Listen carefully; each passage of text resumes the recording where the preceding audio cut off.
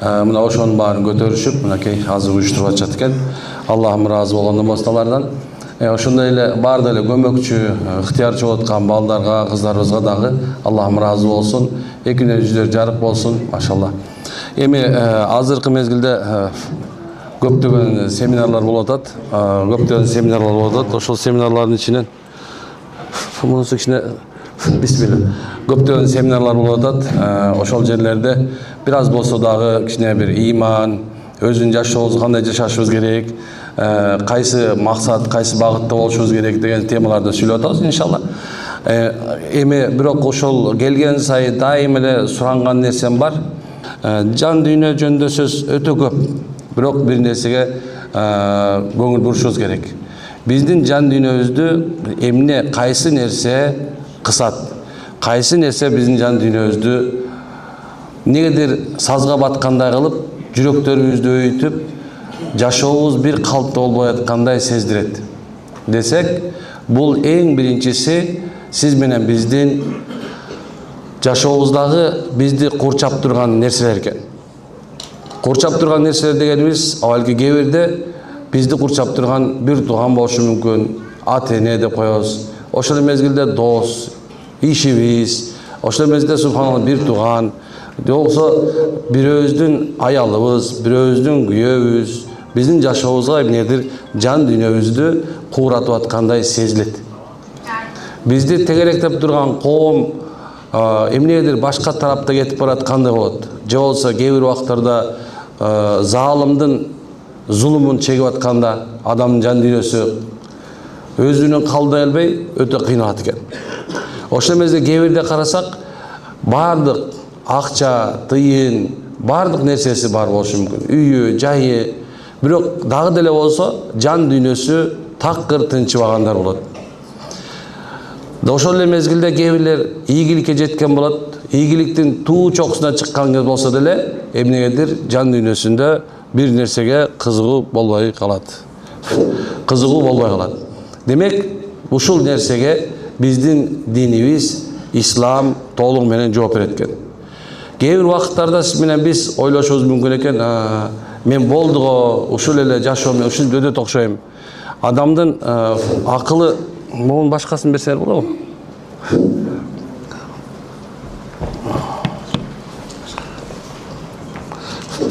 Бисмилла. Адамдын акылы бир орунда турбагандай болот. Кыйналат, жан дүйнөсүндө. Эми ошолдо жооп бар экендигин биз айта атабыз. Бизден азыркы ушул вопрос, биз азыр айтып аткан нерсе, бүгүн эле козголуп атабы дешиңер мүмкүн. Бүгүн эле болуп атабы, ушул эле заманда болуп атабы деп ойлошу мүмкүн. 21-кылымда, же болсо 22 болсун, ушул эле жонунда болуп атабы дей турган болсок, айтабыз, машалла, бул проблема азыр айтып аткан нерсе азыр эле болуп аткан жок экен. Мындан 1,5 миң жыл мурун дүйнө жүзү хаоста, же болбосо башаламандыкта болуп турган мезгилде дагы адамдар изденишкен. Бир эмнегедир илахи жер жүзүндө, дүйнөдө болуп аткан нерселерди издешкен. Жер жүзүндө адамдарга абдан көп нерсе болуп аткан. Ошол нерсенин ичинде моябай урат экен. Ошолордун ичинде субханалла өзгөчөсү зулумчулук. Адамдардын жан дүйнөсү зулумдуктан куурап кеткен болчу. Зулумдук дегенибиз мындай болгон. Кулчулук. Адамдар кулчулук менен. Шашпа. Адамдар кулчулук менен, зулумчулук менен абдан катуу кыйналып кетишкен болчу. Кулдар эч нерсеге ээ болгон эмес. Алардын жашоосунда жалаң гана кууроо, тепкиже, адамдардын арасында келе-келе аттарын бардын, туура эмес аттар коюлуу, ар кай жактан келгендер, согуштун көп болгондугунан улам адамдар кул болуп, көчөгүндө соп-соо турган, үй бүлөсү соо болгон адамдар кул болуп калышкан. Аларды бир нече адам эле кыйнап турган болчу. Же болсо ошо кул ээси деп коебуз, алар адамдардын жан дүйнөсүнө өзгөчө бир кууроону алып келип турушкан болчу. Андан кийинки экинчи абдан катуу кыйналып тургандар бул аял заты болчу. аял заты ушунча катуу куурап турган, алар кадимки эле буюм сыяктуу болушкан. Бул ошол мезгилде мен араб жарым аралында эмес, балки дүйнө жүзүндө кайсы жерде адамдар бар болгон болсо, ошол жерде аял кишиси экинчи эмес, балки эң акыркы сорттогу адамдар болгон. Кулдан кийинки деле болушу мүмкүн, анткени кээ бирөө айтышы мүмкүн, кулдан пайда бар дешкен. Андан кийинкиси булардын өзгөчөлүгү эки, субханалла, кыздар. Ошол эле мезгилде аял зат дагы эле алардын төрөлүшү намыс болгон. Же болбосо адамдарга өзгөчө бир мындай бирөөнүн үйүндө кыз төрөлүп калган болсо, алардын жашоосу ошол үйдүн ээси болгон эркекке намыс болгон. Кээ бирлер эмне кызды болдуңбу? Эмне кыз төрөдү сенин аялың? Сен кызды мындай барктап баштадыңбы? Сен эркек эмес турбайсың деген сөздөр сүйлөнүп башталган болчу. Андан кийинкиси өзгөчө нерсе ушул. Адамдардын ичинде өтө согуш көп болгон себебинен эч бир адам тынчтыкта жата алган эмес. Бир дагы адам тынчтыкта жата алган эмес. Анткени качан үйгө басып кирет деген коркунуч менен адамдар субханалла абдан бир түн күн мындай бир орунда турган эмес. Ошонун себебинендир пайгамбар саллаллаху алейхи вассалам ушундай сон бир сөз айткан жери бар, мен аябай жагат. Эгер кимде ким эртең менен турса, бир кеседе тамак боло турган болсо, жей турган, андан кийинкиси эшикке чыкса, адамдар согушу жок болгон болсо, тынчтык болгон болсо, мына ошол бакыт деген экен. Демек, машалла, сиз менен биз эле эмес, балки 1,5 миң жыл мурундагы адамдарда бул реалдуу түрдө болгон экен. Эми 1,5 жылдан кийин асмандан нур болуп пайгамбарыбыз Мухаммад алейхиссалам келди. Бирок бардык ыйык китептерде, ошол эле Тауратта, ошол эле Забурда, ошол Инжилде акыркы куткаруучу келет деген кабарлар бар болчу. Бүгүнкү күндө сиз менен биз баарыбыз тең телефонду карайбыз. Телефондо субханалла бизде эме бар? Эмне бар? Телефондо субханалла бизде кабар бар. Кабар берилет, ушундай келет экен, ушундай болот экен десе, бат-баттан кабар ала коебуз. Биздин заманда интернет деген нерсе биздин алдыбызда жүрөт керек болсо. Бизде мисалы ИИ деген нерсе бар. Ал ИИ деген эмне болот? Искусственный интеллект. Керек болсо азыр биздин эмне боло турганыбызды, кантип жол башыш керек, кандай тамактанышыбыз керектен бери жазып берип отурган заман болду. Бирок ал заманда адамдарда үмүт деген нерсе бар болчу. Бирок ошол үмүттү адамдарга Аллах пайгамбарлар аркылуу берип турган болчу. Ошол эле акыркы пайгамбар Иса алейхиссаламдан кийин 600 жылга чейин, тактап айтканда 620 жылга чейин субханалла адамдардын бардыгы тең эмне кылып турган? Күтүп турушкан болчу. Кайдан келет? Асмандан келеби, жерден келеби, же кайсыл жактан келет деген үмүттө турушкан болчу. Анткени кысылуу биздикиндей азыркы замандагыдай кысылуу ошол эле мезгилде некен асмандан күтүп тургандай пайгамбарыбыз саллаллаху алейхи вассалам келди. Пайгамбарыбызга жөн эле эмес, балки Аллах ичинде эң жакшылары болот. Адамдар степень доверия деп коет да. Мисалы ошо доверия кылыш. Бул жерге келиш үчүн силер доверия кылдыңыздар. Кандай доверия кылдыңыздар? Интернеттен көрдүңүздөр, сүйлөп аткан сөздү көрдүңүздөр. Кээ бирлерге жада алса мен үй бүлөлүк даражамды керек болсо канча бала экен, ата-энеге мамиле бүт баарын көрүп туруп, мындай так. Значит, субханалла бого ишенсе болот дедиңиздер мүмкүн балким. Кээ бирлер болсо сүйлөнүп аткан сөздүн жан дүйнөсүнө сиңип кеткен себебинен эмне дедик? Демек машалла менин жашоомо бул нерсе тыянак чыгарып бере алат деген сөз менен келди, туурабы? Ошондой эле пайгамбарлар дагы адамдардын арасынан чыкканда, ошол коомдо, ошол элдин арасында эң жакшылары, же болсо адамдар ушунча бузукчулук болуп турганда дагы ишенген адам болчу. Болуш керек болчу. Ал Мухаммад алейхиссалам болду. Демек, бир узак апарбайм, айтайын деген нерсем ушул болду. Мынакей, ошо 1,5 миң жыл мурун адамзатты ушундай бир эмелик айтып атканда баткактан, зулумдуктан, адамзаттын жашоосунун бузулган жашоодон чыгарган бул Мухаммад алейхиссалам болчу. Азыркы заманда көптөгөн адамдар, ойчулдар, философтор, мисалы же болсо мындай айтканда пайгамбарыбыздан кийинки эле айта турган болсо, кийинкисин айтышыбыз керек. Анткени мурункулардын баары тең Гиппократ, Сократ деген бардыгы тең өзүнүн ойлорун айтып койгон болчу. Эми кийинкилерде качан адамдар ошол эле сазга келип кайра тыгылганда, ал сазга тыгылуу 1700-жылдан башталган болчу.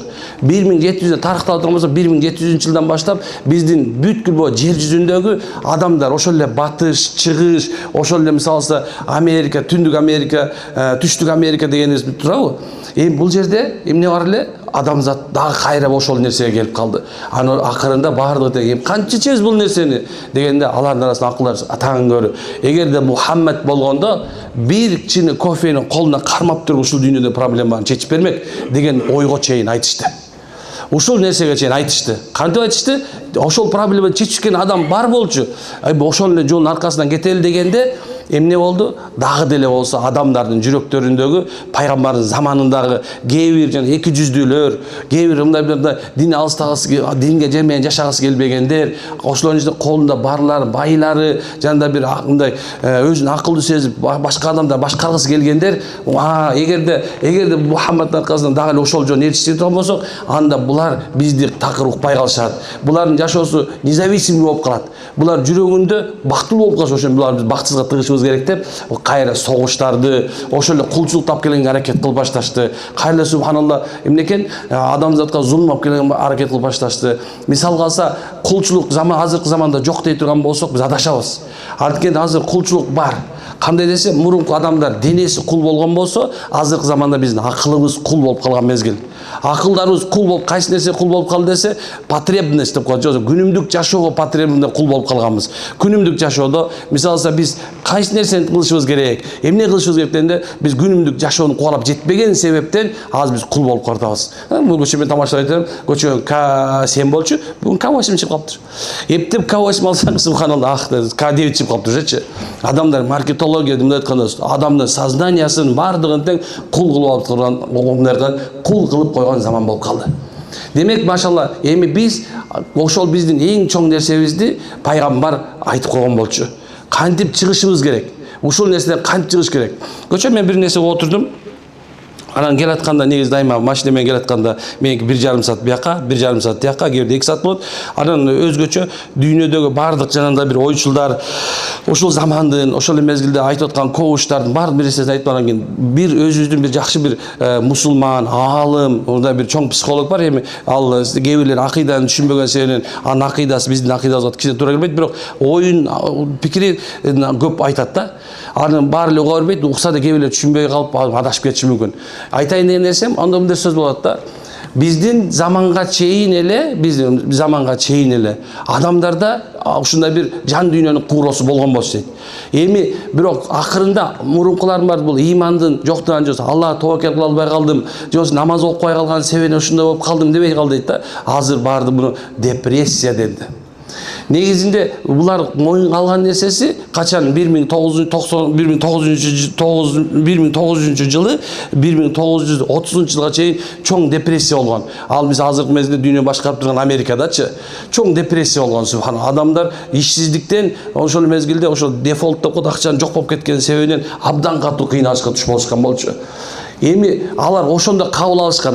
Эми демек биз адамдардын баарына акча беришибиз керек экен дешти дагы, акчанын баары көбөйүп адамдарга ким келсе да иштебесе да акча берип чыгып депрессия болбо деп азыр мен ол мезгилге чейин мисалы бир адамга $1,200, $1,500 айына жөн эле мамлекет бере берет экен да. Анткени башынан өткөн да, ачкачылык болду, жумушсуздук болду. Адамдар акча жок болсо эмне болуп кететин көрдү дагы берип башташты. Адамдар көрсө адамды акча менен алдайбыз деген нерсеге өтүштү да. Бирок биздин жолубузда ал нерсе жок экен. Биринчи ушул жан дүйнөбүздүн коородон чыгуунун жолдорунун бирөөсү, машалла, өзгөчөсү. Жакшылап караңыздар. Бул бир эле нерсе бар. Мен дайым айтып берем да. Бир эле нерсе. Бул өзүңдү табыштоо. Өзүңдү табыштоо. Табыштоо деген сөз түшүнөсүздөр, өзүңдү берүү.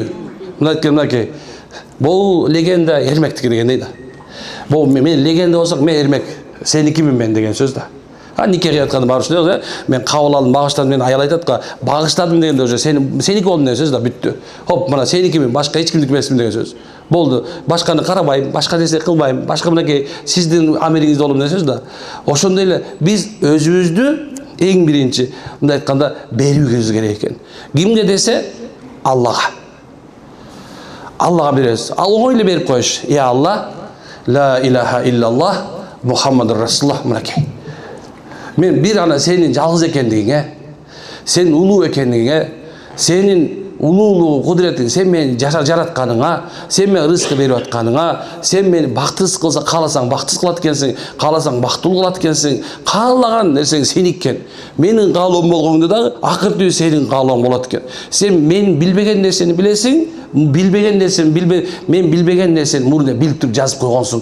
Sen билесиң баардыгын. Мени сенин мен кулуңмун, sen болсо субхан менин кожоюнумсуң деген сөз. Оңой эле экен. Көз жумдуң машалла, я Алла, мен сеникимин. Болду экен. Адамдар качан бирөөгө табыштаганда өзүн, мисалы билесиңерби, качан силер аялдар өзүнүн күйөөсүнө толук кана мисалы табыштап кое турган болсо, анын проблемасы жок автоматически. Ал аял иштегиси келбей калат. Ал аял субханалла жашоодо бир нерсе. Оңой эле да субханалла кийингим келип атат. Баскым келип атат, машина мингим келип атат, үй жакшы жашагым келип атат деген сөздөрдү бирөөнө айтып баштайт экен. Бул толук кандуу субханалланын довериясы экен да. Мынакей. Ошондой эле ал адамдар сиз менен биз, эркек аял бардыгыбыз тең өзүбүздү Аллага эмне кылышыбыз керек экен? Тапшырышыбыз керек. Мынакей Алла, мен сеникимин деп. Абу Бакыр. Ким экен? Абу Бакыр Сыддык радиаллаху анху. Өзгөчө адамдардын ичиндеги пайгамбарыбыздын биринчиден эң биринчи динди кабыл алгандардын бешинчиси субханалла. Караңыз кандай эң биринчилерден мындай айтканда бешинчиси, эгерде адашып кетпесем, экинчиси субханалла пайгамбарыбыздын досу, үчүнчүсү пайгамбарыбыздын кайнатасы, төртүнчүсү мусулмандардын амири, башчысы. Мына ушул адам пайгамбарыбыз саллаллаху алейхи вассалам жанында өмүр бою болгон. Мында өмүр бою болду деген пайгамбар өткөндөн кийин дагы пайгамбарды эстеп жүрүп ушул жерде из калып калган дейт, ыйлай берип. Адамдар көп ыйлаганда туз жеп коет экен, ол жердечи ушул жерде из калып калган деп айтышат. Ыйлаганданчы күнүгө эстеп жүрө ыйлай берген экен.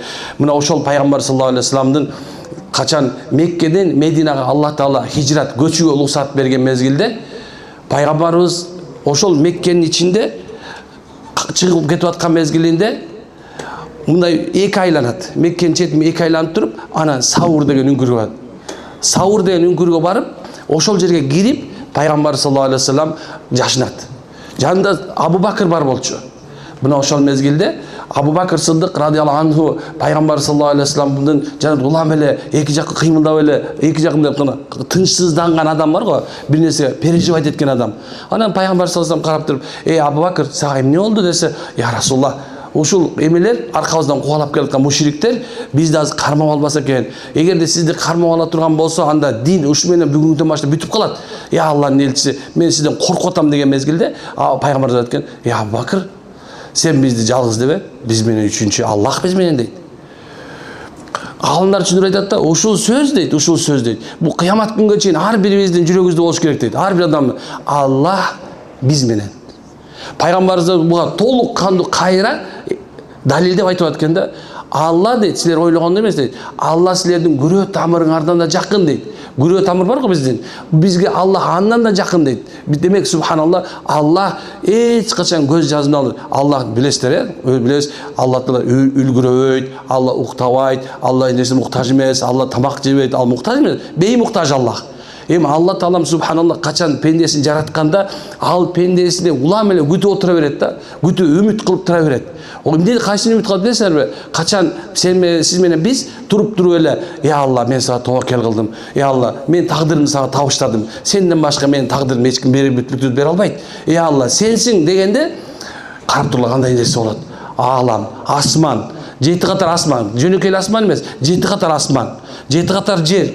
Бушунун бардыгында периштелер бар.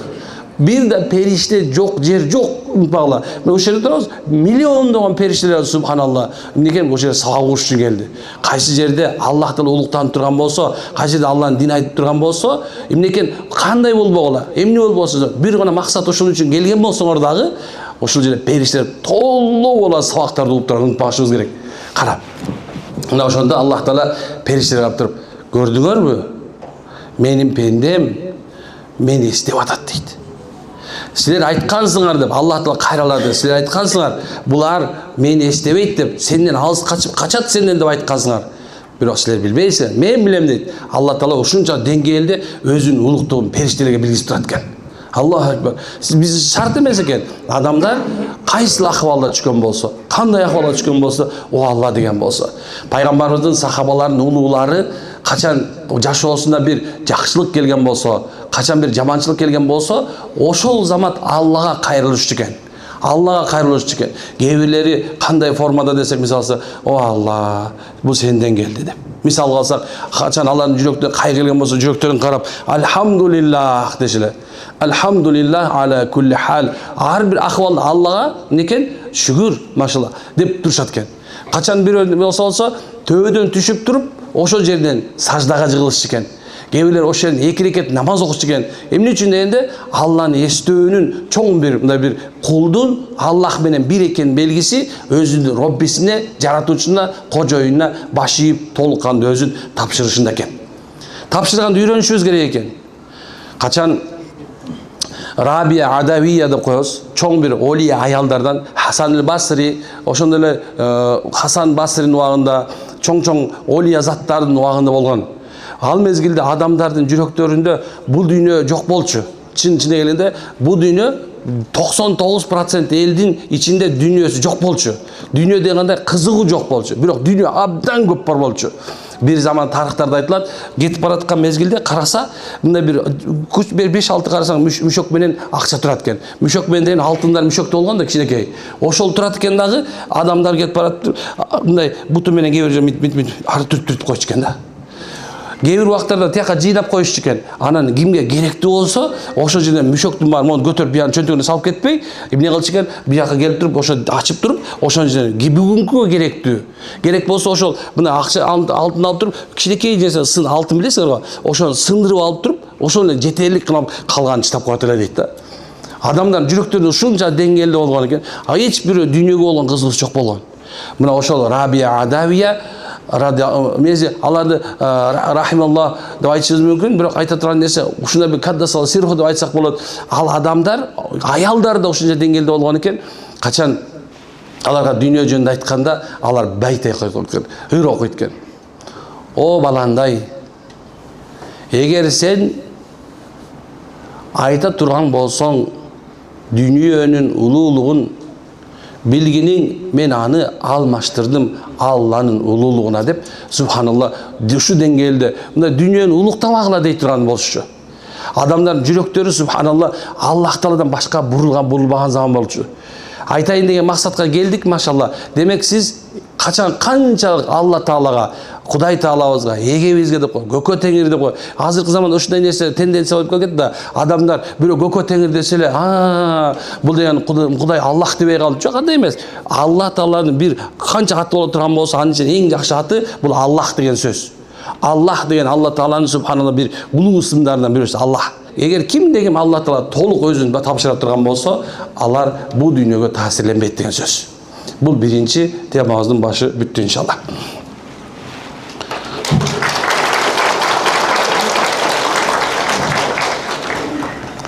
Biz жакшылап окугалы, машалла, жакшылап окугалы. Мен сизге бир окуя айтып берем да. Бир убакытта мен кичинекей жаш бала болчумун. Анан жаш кезде, жаш болобуз да, ностальгия бар го, любомчу айта турган болсомчу. Bir байке келди, мен өзү высшая школа милицияда окуган бала болчумун. Анан Алла насип экен, субханалла, мындай бир ооруп калып ажырдан чыга тура келди. Бирок ошондо мага бир сөз айтылды да. Сен эмне кыла аласың эми? Сен кимсиң? Мынакей окуп албайсың, ушундай нерсе кылбайсың. Анан мен өзү баш отум менен динге кирип кеттим ошондочу. Мынакей бул неудачниктин баардыгы мечитке барат деген сөз айтты мага. Анан абдан бир мындай кандай десем, намаз окуган ошол жерде, ошол чөйрөдө бир эле адамбыз. 10 миң калк болсо бир эле адам намаз окуйт. Жанында эч ким жок. Бир эле таянарым Аллах болчу. Анан ошол мезгилде мен мындай деп бир сөз чыкты. Мен ал Кудайым, мен Аллахым чыдабайт. Бир күнү көрөсүң, Алла Таалам ушундай кылат, бүт бардык жерде ушу дин болот. Десем, бизде 80 жыл коммунист болгон болчубуз бар, башым ортпа деди. Бирок ушундай экен, субханалла, ошол айтылган сөз келди акырычы. Билесизерби, эмне үчүн мындай? Антип мен айтайын деген нерсе максатында ошол Аллага тобокел кылуу, ошондой Аллага толук ишенүү. Мен ошо атеисттердин заманында дагы ушундай адам бардыгы динсиз болуп турган. Эми кээ бирлерге түштүктүк болуп билбей калышыңар мүмкүн, бирок түндүктүктөр жакшы билебиз ал нерсеничи. Мен башым өткөн нерсе субханалла өзгөчө болгон болчу. Анткени башка жерлерде адамдар диндин кичинекей бир асыры түшүнүгү бар болгон болсо, мен жакта адамдар диндин түшүнүгү жок болчу. Ал жерде бир эле нерсе болсо, жаназа анан нике болчу. Башка эч нерсе жок болчу. Эми караңыз, субханалла, ошол мезгилде мага өтө жардам берген нерсе ушул: мени Аллах таалам тыштабайт. Аллах дайыма мени менен. Аллах мени колдойт, коргойт. Аллах эч качан субханалла мени тыштабайт деген сөз. Коюп коер. Машалла. Демек, эми ушул нерсени дайыма эсиңен чыгарбаңыздар. Алла Таала дайыма силер менен экенин унутпашыбыз керек экен. Адамдар көптөгөн нерсени айтышат. Бирок эгерде сиз менен биз жашообузга динди практика жүзүндө алып келбесек, сиз менен биз ошол жанагындай айтып аткан кыжалаттан чыкпай калышыбыз мүмкүн. Практикующий мусульманин, не практикующий мусульманин деген нерсе азыр өтүндө айтканда уже актуалдуу болуп калды. Кээ бирлер хижаб кийди, бирок намаз окуган жок. Кээ бирлер сакал койду, бирок намаз окуган жок. Кээ бирлер жума намазга барды, бирок 5 мал намаз окуган жок. Кээ бирлер айт намаздарга барды, бирок башка намаздарга барган жок. Кээ бирлери зикир бар экенин билет, бирок аны мындай кандай десем, чарчаганда же бир проблема болгондо гана зикир кылып калышкан. Кээ бирлер Куранда окуганга аракет кылып көрүштү, бирок тыштап салышты. Дегени эмне экен? Биз ар кандай экенбиз. Бирок чын-чынына келгенде сиз менен бизге Алла Таала эмне деп аткан? Намазды окугула деген жок экен. Окугула дегенде, мисалы, бул баракты бир окуп койгула, анан бир барак бияны окуп койсоңор болот деген сөз болушу мүмкүн, туурабы? Алла бизге намазды тургузгула деген. Сиз менен биз үчүн өзгөчө чоң нерсе ушул. Кээ бирлер айтышы мүмкүн, бул азыр бизге баштады депчи. Бирок бир нерсе айтайынбы сиздерге? Качан ушул замандын чоң психологдору, врачтары, дүйнөбүздүн азыркы Нобель премиясын алып аткандар дагы бул нерсени азыр моюнга алды. Качан адам өзүнүн бу пешенесин бу жерге тийгизгенде адамдардагы болгон негативдин 99% субханалла ушул менен чыга тургандыгын кабыл алды уже. Силер азыр артта калбашы, кабыл алды. Караңыздар, эң эле жөнөкөй, бизде азыр кандай десем, дин катары айтылып кеткен нерсе бар, бул буддизм. Мындай тура, бул буддисттер мисалы азыр дүйнө жүзүндө башка мисалы Азиянын ичинде Кытай, Вьетнам, Корея жанагынын бардыгы тең, болду ортодо тургандын бардыгы тең бизге чейин кирип келди, жада калсак. Йога деп кирип келди, билесиңерби? Бар. Ана мындай баландай стойка деп аткандар бар. Мен баян бирөө стойка көрсөтүп берди магачы. Вообще тура албаган, бирок алды. Ошонун үчүн кетириш үчүн 10 жылын кетирипти да, ошо стойкага туруш үчүнчү. Ана мен айтып атам, субханалла, йогада эң жакшы стойка кайсы десем, субханалла, бу бармакты, бу бутубуздун бармагы бар го. Ошол бармакты эмне экен, ушундай кылып, мындай бир жерге, мындай күнүнө бир 3 мүнөттөн 6 мүнөткө чейин дейт да, көп болбосун дейт. Ошондой тургузуу экен да. Аны тамаша айткан, биз намазда күнүгө эле турабыз антип. Эмне үчүн муну айттым? Анткени себеби субханалла, мына ошол жерде дагы биздеги намаздын ичинде кыймыл аракеттин бардыгы тең.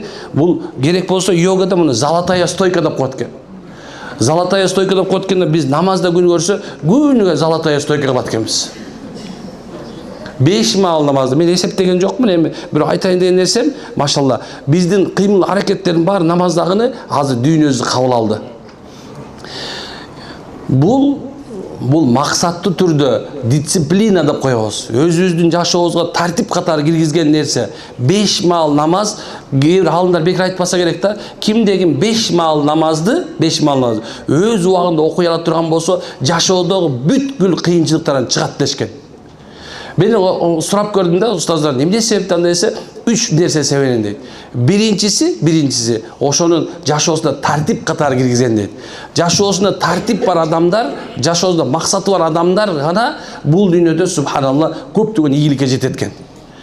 Мен ошол себептен бүгүн экинчи тема намазды коюп койдум. Анткени себеби намаз бул ошол өзгөчө тартипти бере турган нерсе. Кимде Алла Таала уайкымыс сала намазды тургузгула дегени жашооңо принцип киргиз деген сөз экен да. Сен жашооңо принцип киргизген, сен практика кылган дайыма.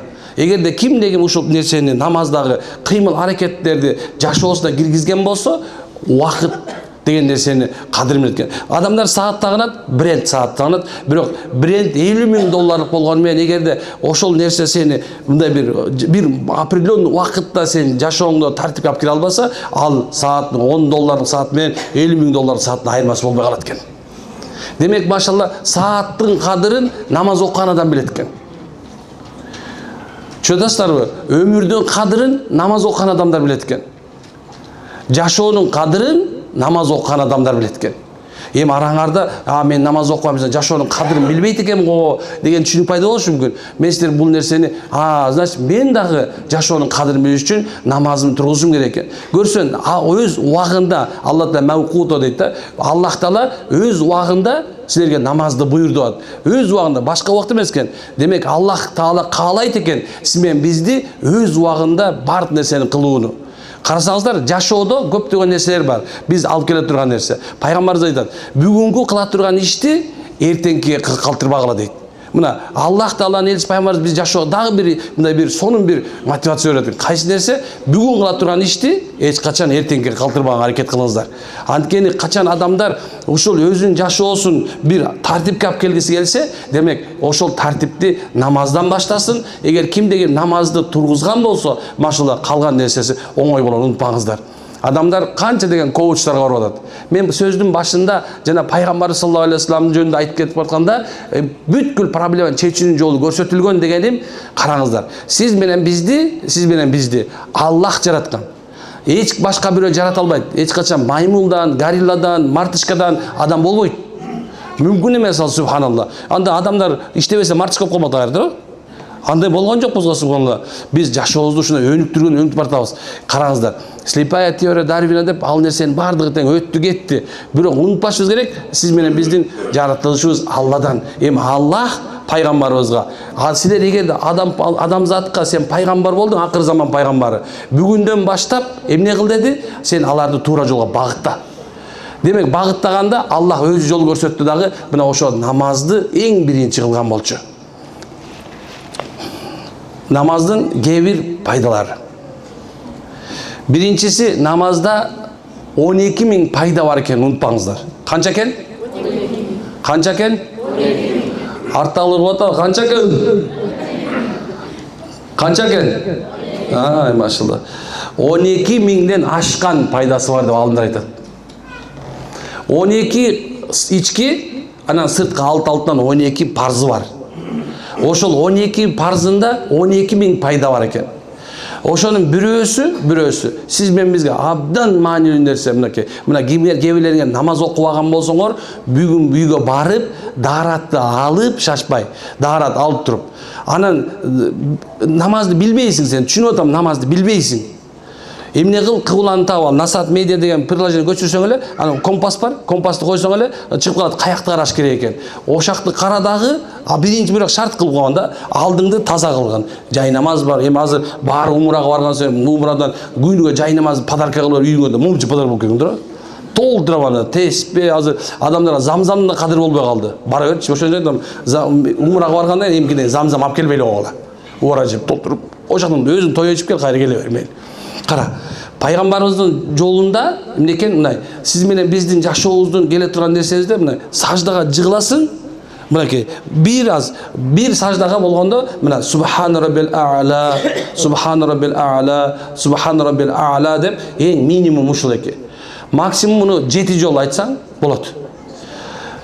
Ушул айтканчалык деңгээлде өзүң эле жөлө саждага тур дагы эчтеке сүйлөбөй эле кой. О Алла дей бер, мисалы. Практика кылып көрүлүп атам. Ушуну бир практика жүзүндө бир 5 жолу кылгандан кийин, ишенсеңер, эгерде адамдарда стресс боло турган болсо, ошол нерсе кадимге жер соргондон жок болот. Кээ намаз окуп атасыңар, намаз окуп атасыздар, бирок намаз окугандан кийин дагы деле болсо ошол нерседен чыкпай атасыңар. Эмне себептен болот? Анткени сиздер менен биз намазыбызды субханалла толук кандуу окубаган себебинен. Бул намаз окугандар үчүн. Тигиндей болду. Иншалла ошону көрүп алганда 5 мал намаз окуп кетесиздер. Кара, намаз окугандар көпчүлүк убакыттарда намазды кандай кылышат? Тездик менен окушат. Тездик менен дегенибиз жанагындай тоок чоккандай, жем чоккандай. Намазды кичине бир аз узагыраак окуганга аракет кылып коелу. Узагыраак эле. Мен апам намаз окуганда, о субханалла, апам намаз окуп баштаганга чейин бар дуасын алып калышың керек да. Анткени балким пешимден асырга чейин пешим окуп коюшу мүмкүн да.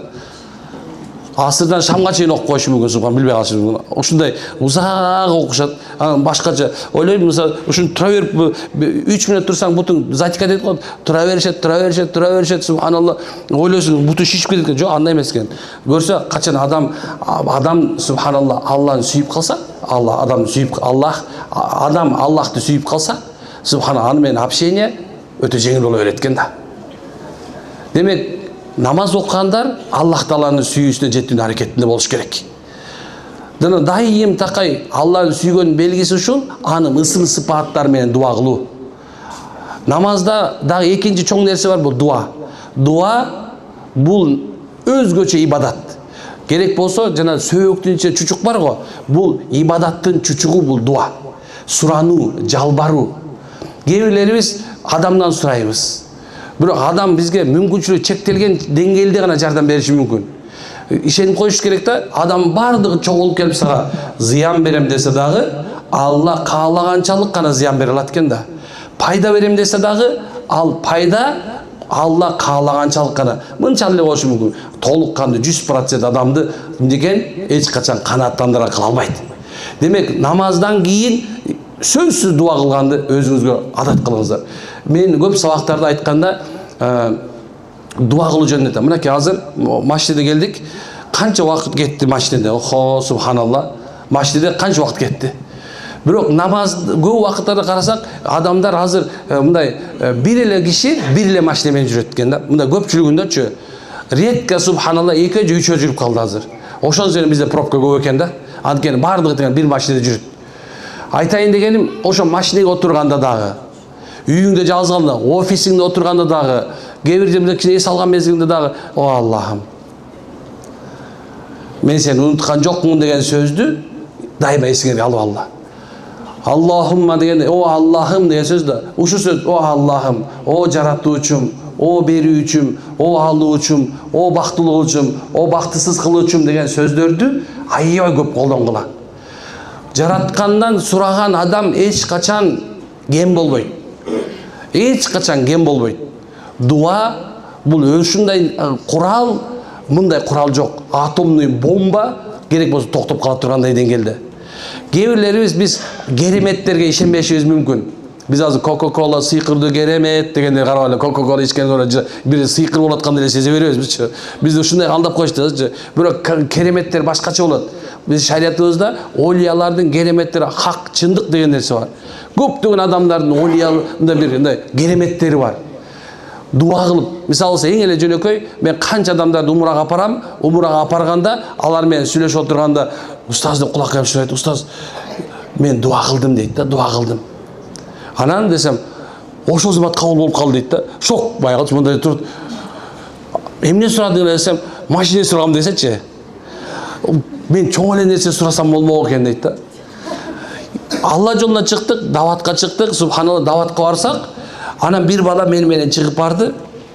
Үйгө келгенден кийин анан ал азыр менде жүрөт, жанымда бала. Анан айтат да, мындай деди, эмне болду десем, айтат, устаз дейт, мен дуа кылгам дейт, Алла жолунда жүргөндө 3 күндөр жүргөм. Эмне дуа кылса, Мерседестин коробкасын дуа кылам дейт. Көрсө Мерседес бузулуп калыптыр. Анан эмне болду десем, коробкам келип калды дейт. Анан эмнеге кайгырып атасыз десем, бар машинелер сурай берсем болот экен дейт да. Биз мындай экен да, канча деңгээлде кайсы нерсе муктаж болсок, ошол нерселерди сурайт экенбиз да. Бирок дуа кылууда өзгөчө бир шарттары бар экен. Кимне дуасы кабыл болуп, Кудайдан тилеги, батасы кабыл болушун кааласа, мына ушул тартипти кармасын. Азыр мен сизге айтып берем ошону иншалла. Айтып берейинби? Точно кыласыңарбы? Телефонго тартып алайын деп атасыңар, субханалла. Мээге сактагыла, мээге сактагыла, жүрөккө сактагыла, субханалла. Оңой эле ал, оңой эле мынакей. Баарыңар салават билесиңерби? Кана бир пайгамбар бир салават айталы. Аллахумма салли ала сайдина Мухаммад. Биринчи дуа салават менен башталсын. Бир салават айтасың, кайсы билгениңе. керек болса көп салават айтканды билсеңиздер да болот. Мен дайыма бул китепти колдоном. Субханалла. Дайыма жанында жүрөт момундун куралы деген. Мен баарыңар ушул китепти алышка сунуштайм.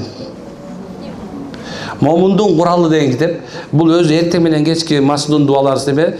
Ушул дуаны ушул китепти алып алып туруп күнүгө эртең менен кечинде биринчи мындай эмерек болот, кичине оорураак болгондо оңой эле бул кыпкыргызча жазылган. Анан субханалла ушул экини мындай жашооңузга киргизип аласыңар.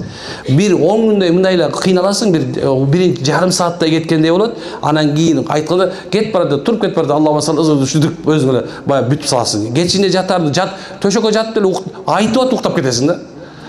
Ушундай да, бул өзгөчө сонун китеп. Муну Юнус Палампури деген чоң бир олий адам жазган. Мына ушул китепти алып алсаңыз да жакшы болот. Биринчиси карагыла, эмне болуш керек экен? Салават болуш керек. Салаватты көп айткыла. Керек болсо мүмкүн болсо 100 жолу салават айткыла. Дуаңар сөзсүз кабыл болуш үчүнчү. Андан кийин ошол дуаңды кылгын.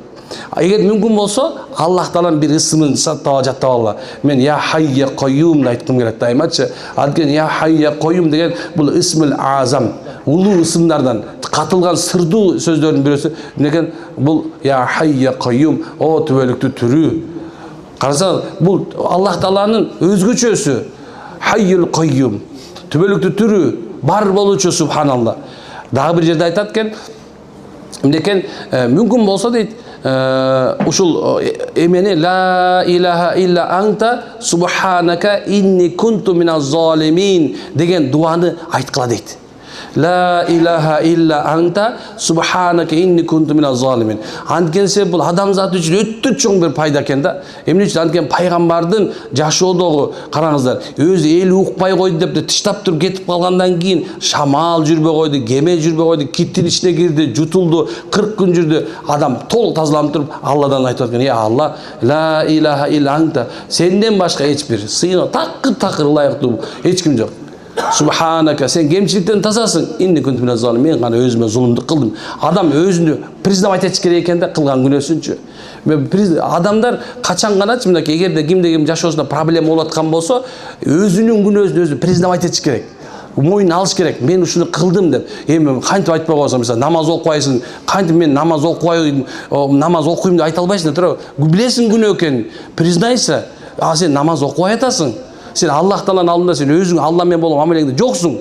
Признайся просто элечи, делечи. О, мен я Алла, мен намаз окубай эле жүрөм, сен мага буйрган нерсеңди кылбай жүрөм деп мойнуңа алып койчу. Же болсо субханалла күнөө кылып жүрөсүң, зына кылып жүрөсүң, дагы бир нерсе бузукучулук кылып жүрөсүң. Признайся просто. Аллага кайт, я Алла, мен ушуну кылган жокмун, сен буйругун кылган жокмун. Кечир мени дегендечи, ишенесиң Алланын жардамы жанында бир кудум жанында жаан ок атылып келгенде, же болсо пистолет менен ок атканда канча тездик менен келгенде, Алланын жардамы ошончо тездик келет экен. Кара, эми дуада эмне экен? Салават, анан өзүңдүн күнөөңдү кечте. Я Алла, мен ушуну кылдым, мен күнөөлүмүн. Андан кийин өзүң дуан бен филан, я баландай, я Алла, ушу дуаңды кыл. Бирок дуа сөзсүз субханалла жакшылыкты тилөө менен болуш керек. Эч качан субханалла бирөөнө бат дуа кылбагыла. Тигини жок кылып сал, я Алла, душмандарым жок кылып сал, Алла, мону жок кылып сал, я Алла. Андай дебегиле. Тескеричи айткыла, я Алла, баландайдын да күнөөсүн кечир дегиле. Сизге душманчылык кылган, жаманчылык кылып аткан, жашооңду бузуп аткан, сен жашооңо бир түрткүн туура эмес нерсе берип аткан адамдарды кечирип салгыла. Дуа бул ушунча чоң нерсе, бул адамды курчап алган аура сыяктуу. Эгерде сен канча күнүгө жакшы дуа кыла берип турган болсоңчу, сени кадимгидей курчап турат ал тегерегиңдечи. Курчап алат кадимгидейчи. Сенден адамдарды сенден нур чыгып тургандай болот. Өзгөчө ушундай. Анткени Аллах Таала пендесинден жакшылыкты көргүсү келет. Алла тазалыкты жакшы көрөт. Таза жегенибизди жакшы көрөт, таза сүйлөгөнүбүздү жакшы көрөт, таза жүрүшүбүздү жакшы көрөт, таза дуа кылышыбызды жакшы көрөт. Аллах таза. Түшүндүкпү?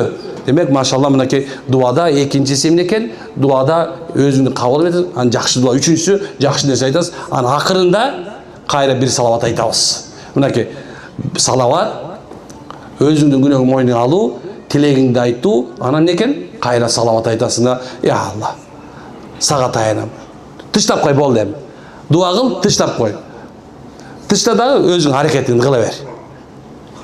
Кайсы эшикте сен күтүп турганын билбейсиң. Ошо сен дүйнөнүн ичиндеги чоң нерсеси бул сенин Алла менен болгон мамилең экен, субханалла. Аракет кылабызбы? Анда biz ekинчи темабыз бүттүк иншалла. Allah razı olsun.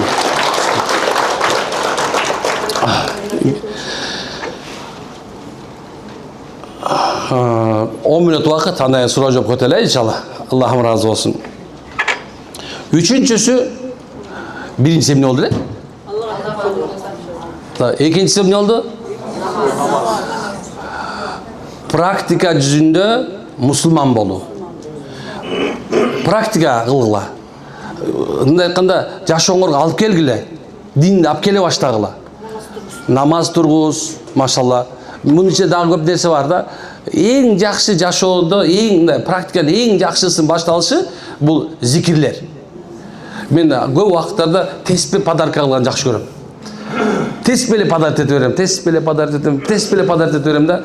Анткенсе субханалла биз мындай шейхтер, олиялар айтат, чөнтөңүндө дайыма теспе болсо, колуң салары мененчи мында туруп субханалла. Эндекен сөгүнгүң келип атат да.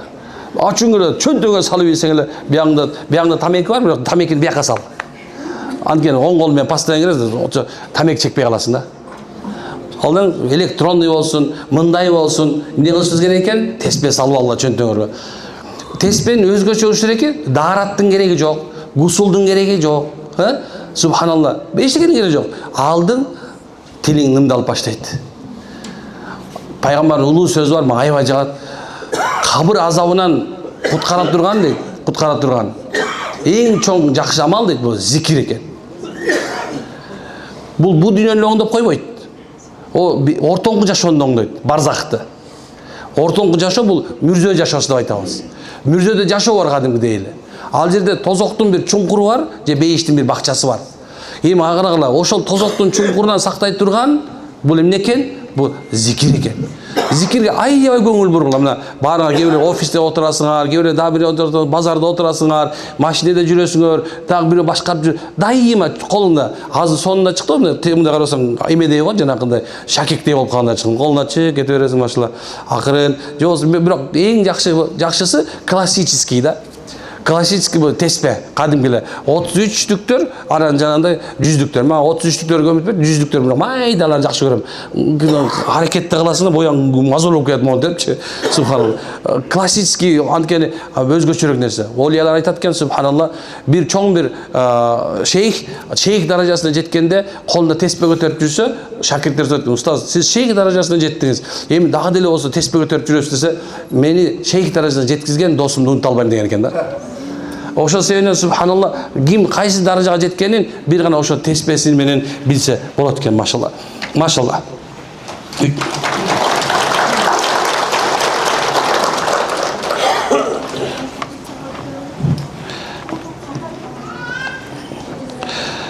Демек айта турган нерсебиз келип калдык машалла. Эми биз үчүнчүсү өзүбүздүн жашообузга адеп алып келгенди үйрөнүшүбүз керек. Адеп. Дагы бир улуу сөз бар пайгамбарыбыздан. Мен уже азыр үчүнчү улуу сөздү айтып атам. Байкадыңарбы? Мен суроо берем ошону кайра азыр. Кайсы нерсе улуу сөз дедим деп. Эскертип коеюн. Улуу сөз деген бул пайгамбардын сөзү, улуу сөз. Пайгамбар саллаллаху алейхи ва саллям мындай дейт. Эртең менен баштап кечке чейин орозо кармагандын түнү менен таңга чейин тахажжуд окуган соогун мүнөзү жакшылар ала берет дейт. Азыркы мезгилде адамдардын мүнөзү жакшы болсо, жөнөкөй болсо, жумшак болсо, адамдар менен көптөгөн нерсе кийлигишпесе, жөн гана мындай адамдык сапат менен жашап жүргөн болсо, бизде ушундай нерсе пайда болуп, алсыздык деп билип калышты. Алсыздык уnuтканда мындай эме нюня дейт да, муну алдап койсо болот, жасап койсо болот, урушуп койсо болот. Андай эмес экен субханалла. Билесиңерби? Залымдын зулумдуна жеттийсе бирөө зулум болуп калса, зулум жок көрүп калса, ошонун дуасы сөзсүз тиет. Мисалы бирөө сизге сөктү, жаман лакап койду. Эң эле жөнөкөйүн айтып атам, эң эле жөнөкөй. Лакап коюп койду сизге. Эй, маймыл деди. Же болсо маймылдын баласы деди. Ал маймылдын братаны деди мисалы. Толтурда. Бир лакап койду сага. Бир нерсе билесиңерби? Аллах өзү жооп берип атат экен. Сен бирөөнү жөнөкөй лакап коюп бирөөнү шылдыңдадың, бирөөнү мындай зулум кылып сөк ат койдуң, ошол замат ал сенден артыгыраак деп атат Аллах. Карасаң артык деп Алла Таала өзү сени менен төшүн тосуп атат экен. Бул пендем дейт, сенден артык. Бул дуа сөзсүз эме болот, кабыл болот. Кичинекей эле бирөөнү зулумдук, кичинекей эле жаман ат коюлган зулумдук көрө турган болсоң. Же болсо жөн эле турдуң да бирөөнүн нахак акысы жок, бирөөнүн бир нерсесин алып алдың. Мен айта берем, мисалы бул жерде суу турса, мунун алдында туруп турган болсо, суусун сурабастан ичпегиле деп айтам да. Эмне себептен? Анткени бул мунун акысы. Эгерде жөн алып ичип ала турган болсоң, мынекей бирөөнүн акысына кирген болосуң. Ислам ушунча тонкий айтат го, жана Восток дело тонкой деп орустардын сөзү бар, билесиңерби? Эмне себептен? Анткени ал жерде жашап аткан эл эмес, ал элдин дини тонкий болгон себептен. Бизде кичинекей нерсени бүгүн класс кылып мындай кылып коюшуң мүмкүн, мындай невзначай. Жөн эле кылып алышың мүмкүн, бирок ошонун аркасында тет жакта колдон бир чоң тоо турушу мүмкүн да. Мынакей жашоодо кээ бирлер айтып берет да, мен мону игирге жетип келет, бул жерге келгенде төңкөрүш болуп кетти, бул жерин бузулуп калды, бул жерин бүтүп калды, аягына чыкпай калды деген сөз айтышат да. Анан кээ бирлер мындай хикмат кылып айтам да, бирөөнүн көңүлүн оорутуп алган эмес белең, жокпу? Анан бирөөнү баян айтам, тамашалап болсо да бирөөнү мындай кемсинтип койгон эмессиңби дедим. Десем, эми толтура дейт. Анда ошол тет жакта тосмолор, ошол тосмо деп атам да. Сен мындай бир WhatsApp группа бар да, жана досторуна, достор, кечирип койгула, мен эгерде бирөөңөрдү мындай акыңарга кирип койсом, кечирип койгула. Кечирип койгула, мен кетип калды деп койсоң, бирөө мынтип эле моундай чыгып коет да, бар сөзүңөчү. Мындай мынтип койсо, бил уже бир адам кечирди сени. Тияктан турган тоонун бирөөсү жок болуп кетти. Кээ бирлер мисалы алса, айтат эркектер, ишим оңолбой калды, соода жүрбөй калды, эмне болду? Үйүңдө турган аялың бар да. Аялың эмне кылдың? Кордодуң, бере турган десе бербедиң, же болсо ушундай бир сабадың, же сөктүң, же бир туугандарын тийиштиң да, бир нерсе кылдың. Эмне болду? Тет жака чоң тоо уже даяр болуп жатат, ухут тоосу пайда болуп калды жака. Эми сенин проблемаңды чече турган молдо эмес, дем сала турган молдо эмес, олия эмес, дагы бирөө эмес, сенин проблемаңды чече турган аялың. Эмне кылышыбыз керек экен? Жакшы бир мындай бир аалымдардын сүннөтү бар. Бул кечине жатаарда бизден кетсе кечирип коюңуз деген сөздү айтуу. Негизинде өзү рахмат айта албаган, Аллага рахмат айта албаган, пендеге рахмат айта албаган, Аллага рахмат айта албайт деген сөз бар. Алладан кечирим сурай албаган, пендеден кечирим сурай, мындай пендеден кечирим сураган, Алладан сурай албаган, Алладан кечирим сурай албайт дейт. Эмне себептен бул сөздөр айтылып кеткен? Анткени себеби качан гана сиз жана айтып атканда сиз менен биз айтып атабыз, бирибиздин көңүлүбүздү алууну, жашоодо бир жашоонун тартиптерин үйрөнбөсөк, адепке тарап келип албасак, анда алдыда турган чоң проблеманын бар башы сен болуп каласың деген сөз экен. Ошол себептен үйүңөрдүн ичинде дайыма бизден кетсе кечирип коюңуз деген сөздү айта бергиле. Эркектер да, аялдар да. Силер соцсеттеги болуп аткан нерсе карабагылачы, пожалуйста. Алар не стоит да, даже субханалла, мындай жанакындай силерге берип аткан коучтардын сөздөрү, анан кийин жанагындай мындай психологдордун сөздөрү, силерге мындай булар туура эмес жолго апарат. Бир гана нерсе, бир эле сөз керек. Кээ бирлерчи бизден кетсе кечирип койчу деген сөзчү. Пайгамбар саллаллаху алейхи вассалам үйрөтүп койгон сөз бул. Пайгамбарыбыз бир да жолу бир адамдын көңүлүн калтырган эмес экен, бирок бир да жолу мындай кечирип кой деп айтпай калган эмес экен. Бардыгынан кечирим сураган, бардыгына субханалла пайгамбар жакшы мамиле кылган экен. Негизинде адеп деген сөздү айтканда биз айтабыз да, эмнени кайсы адеп десек, бул пайгамбардын адеби. Жашообузга келип турган нерсе пайгамбардын адеби. Көчөнүн бир нерсе чыгарып койсом, эркектин баардыгы ызы чолду. Бул жерде жүрөт дагы. Эмне үчүн мындай дейсиң? Азыркында биздин элди эркектерди өлтүрдүң дейт да. Мен негизи баш жагында сөз бар болчу, субханалла, мындай дегенчи, өзүңөрдүн проблемаңарды кээ бир нерсе өзүңөр чечкенди үйрөнө бергиле деген сөз бар болчу да. Кандай десек, мындай, мисалы алса эркек колуна алып муну ала турган нерсе, муну алып кое бергиле өзүңөр эле. Тетин алып койчу деп кыйкырыш кереги жок деп атам да. Мындай бир жерден мезет турса, шыпыргы турса, акыры шыпырып кое бер, шыпырып кое бер. Бул пайгамбардын адеби. Карасаңыздар, пайгамбар саллаллаху алейхи вассалам кээ бир убакыттарда эми кечирип болуп, пайгамбардын 9 аялы болгон да. Бирок кээ бир убакыттарда өзүнүн көйнөгүн өзү тигип атат да. Можно же было бирөөнү берип койсочу. тиіп қойды. Бирок пайгамбар эмне кылды? Бирөөнү оорчулук келтирген жок. Биздеги кирип калган нерселерибиз бар. Ошол нерсе кое бере албайбыз да. Биздин жашообузга кирип калган көп нерселер бар. Ошол эле мезгилде аялдар дагы мындай бир нерсени эсине алып коюш керек. Адеп бирети келгенде аял ким, эркек ким дегенде субханалла личность катары кетет аял эркек. Конечно, сен бирөөнүн кызысың, бирөөнүн баласы кызысың, жакшы көргөнсүң, бирөөнүн үйүнө келдиң, сен бала төрөп бердиң, машалла анын тамагын жасап берип атасың. Мунун айта турган нерсе, ушул ар бир нерсе үчүн, кыймыл аракети үчүн сооптор бар. Жакшы бир эмелерде мындай бар, мисалы алсак карагыла. Эгер кимде ким үйүн шыпырса, бисмилла деп, аял киши. Ошол шыпырганда канча чаң чыкса, мен пылесос дей бергиле, мени пылесос деп коеюн, жазайын, пылесос болуп калды, шыпырбай калды. Пылесос болуп турган канча чаңды соргон болсо, сен аракетиң менен ошончо күнөө кечирилет. Аялдын күнөөсү кечирилет. Качан аял киши күйөөсүнүн кийимин азыр эми мурун жууш десе, азыр алып барып туруп, стиральныйга салып койсо деп коеюнчу. Стиральныйга салып, анан кургаганын алып коюш деп айтайын, сразу салып эле кой деп айткан дейсиң, Эрмек молдо. Салып, анан жууп, жарым саатта алып, анан жайып кое турган болсоң, ар бир кыймылга 2000 сооп жазылат. Канча экен? 2000. Бияка канча сомдон кирдиңер? Я. 500 сомдон кирдиңер, машалла.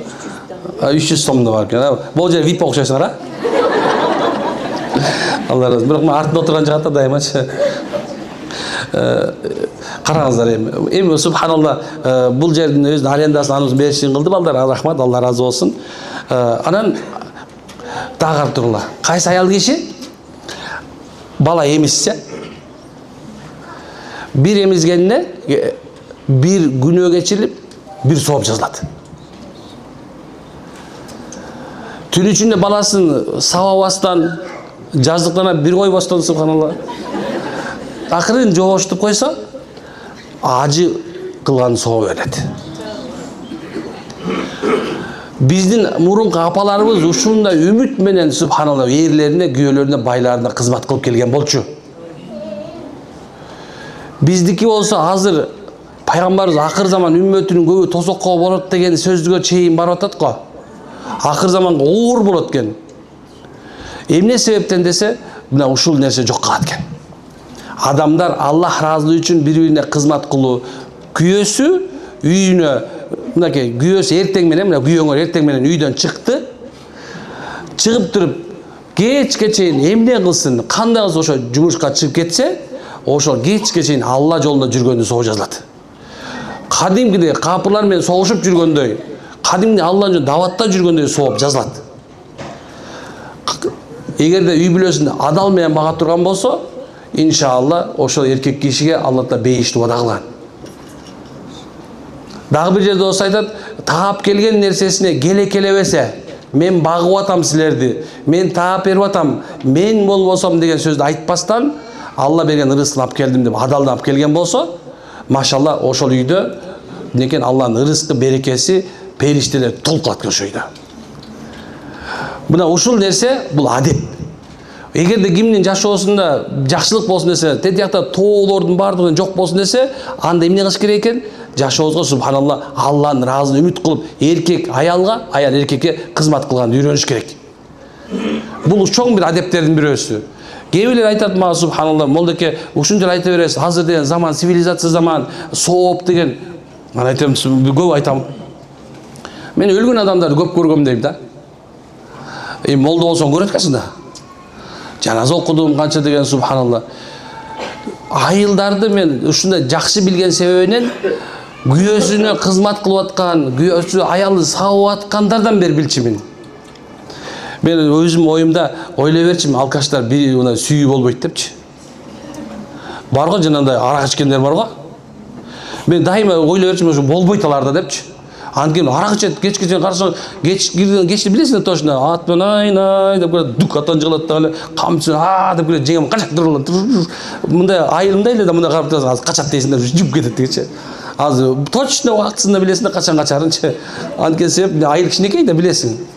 Анан бирок бир күн ушундай болду, субханалла, бир байкем каза болуп калды. Каза болду, жеңем каза болуп калды. Анан байке аябай ичет эле. Аябай көп кылат эле. Отуруп жаназасын окудук, эме болду, башын көтөрбөйт жерден, ыйлайт эле. Анан эмеге мындай тоо, биздин тоо мындай баргандар билесиңер, чоң эмге баргандар бар экенсиң, мындай тоонун этеги мындай жол бар. Анан өз жакта мүрзөбүз бар. Бир күн атты минип алып кетип баратсам, карасам баягы байкем суунун этегинде мүрзөнүн жанында ыйлап отуруптур. Мас экен десем, суп-суу экен. Эми айтайын деген нерсе эмне экен? Ыйлайт. Байкем эмне болсун? Жок дейт. Жок, мен жашай албайм деди. Аны эмнеге жашай албайсың? Арак ичип жашай албайсың десем, жок дейт. Арактын даамы кетип калды дейт, кызыгы кетип калды дейт. Мен ошого эркелеп ичип жүрчүмүн дейт. Коем, жөн алтын ыйлай берсең өлүп каласың десем, 4 күнөн өлүп калса болобу? Мен ошондо мен 40 жылга чейин жетпейм эрмек деди. Мен бул дүйнөдө мен үчүн жашоо оор болуп калды деди. Мен ойлочумун, адамдар жанагындай болсо эле, мындай адамдардын жүрөктөрүндө сезим болбойт депчи. Мен азыр бардыгында сезим бар экенин түшүнүп калдым да. Эмне айткым келип атат да? Ошол эле сенин күйөөң, ошол эле сенин аялың кичинекей бир нерсеси жок болуп турган болсо дачы, анын жүрөгүндө бир аз болсо кичине сезим бар. Ошол нерсени сактап калуу бул адеп болот. Ошол кызмат болот. Ошол ахирет болот. Ошол бул дүйнө бир бактылык болот да. Мен да айтам, келечи простой эле жашай беребиз, мурункудай жашай беребиз. Келечи бири сыйлап жашай беребиз. Дайыма сөзсүз субханалла, силерге моуну сыйлаш үчүн сага мен соогун айтып беришим керекпи? Сөзсүз мындай эме кылыш үчүн күнөөсүн айтып беришим керекпи? Андай эмес болуп атат да. Сен, мен адаммын. Ички түйүмүбүздө дайыма жакшы эмне, жаман эмне деген нерсе бизде бар. Моунтип жүргөнгө болбойт деген нерсе бар. Момуткен болбойт деген нерсе бар. Мындай туура эмес деген, такыр болбосо эл эмне дейт деген бар го?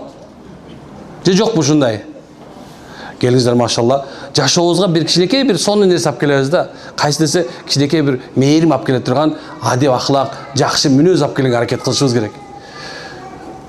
Көбү келет мага, ажырашабыз дейт да. Мындай кылабыз дейт, субханалла. Беркелдеп отурам. Аны өкөндү угам аябай угам. Анан кийин мен жакшы бир эмем бар. Жезде мен келишем, жездеси бар. Мен бир эле жолу ошо киши менен отурдум, ушу сөздү дагы айтып келатам да.